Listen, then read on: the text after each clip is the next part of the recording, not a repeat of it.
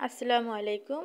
সবাইকে ওয়েলকাম জানিয়ে শুরু করছি আমার আজকের রেসিপি। আজকে আমি আপনাদের সাথে শেয়ার করব হাতে মেখে গরুর মাংস ভুনার রেসিপি। তো অনেকেই তো অনেকভাবে মাংস ভুনা খেয়েছেন রান্না করে। তো আজকে আমি আমার মতো করে রেসিপিটা শেয়ার করব। তো আশা করছি আপনাদের কাছে খুব ভালো লাগবে। তো এর জন্য এখানে আমি 2 কেজির মতো গরুর মাংস কেটে ধুয়ে পরিষ্কার করে নিয়ে নিয়েছি এবং হাড় চর্বি মাংস সহই নিয়ে নিয়েছি। এখন এর মধ্যে দিয়ে দিচ্ছি কেটে রাখা পেঁয়াজ 2 কাপের মতো, দিয়ে দিচ্ছি আদা রসুনের পেস্ট 2 টেবিল চামচ পরিমাণ, দিয়ে দিচ্ছি স্বাদ অনুযায়ী লবণ, দিয়ে দিচ্ছি হলুদের গুঁড়ো 1 চা চামচের একটু কম, দিয়ে দিচ্ছি 1 চা চামচ লাল মরিচের গুঁড়ো, দিয়ে দিচ্ছি 1 চা চামচ ধনিয়ার গুঁড়ো, দিয়ে দিচ্ছি 1 চা চামচ জিরার গুঁড়ো, টালা জিরার গুঁড়োটা দিয়ে দিয়েছি, দিয়ে দিচ্ছি গরম মশলা, দারুচিনি, এলাচ, তেজপাতা। এখন সবশেষে দিয়ে দিচ্ছি রান্নার তেল 1 কাপের মতো।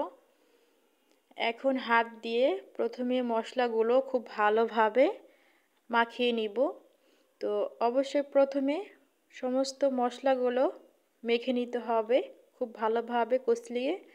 এরপর আস্তে আস্তে সমস্ত মাংসগুলো মশলা দিয়ে মেখে নিতে হবে, তাহলে কিন্তু এই মাংস ভুনার টেস্টটা খুব ভালো আসবে।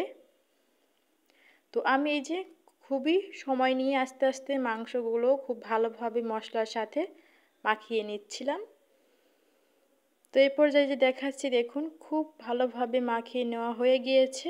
এরপরে যে দেখাচ্ছি এখন আমি একটা ঢাকনা দিয়ে চুলায় বসিয়ে দিব। তো বেশ কিছুক্ষণ রান্না করে নিব। তো এই তো বেশ কিছুক্ষণ রান্না করে নিয়েছি চুলায় বসিয়ে দেওয়ার পরে। এখন আমি একটু নেড়ে চেড়ে উল্টিয়ে পাল্টিয়ে দিচ্ছি।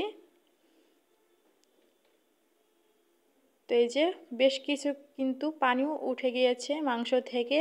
তো এই মাংসগুলো আমি অল্প আঁচে রেখে ভুনাটা করে নিব, এর মধ্যে কোনো আলু অ্যাড করব না।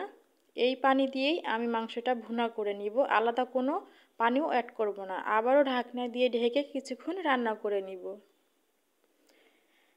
তো এই তো ফাইনালি দেখেছি দেখুন ওই পানি দিয়েই আমি এই মাংস ভুনাটা করে নিয়েছি।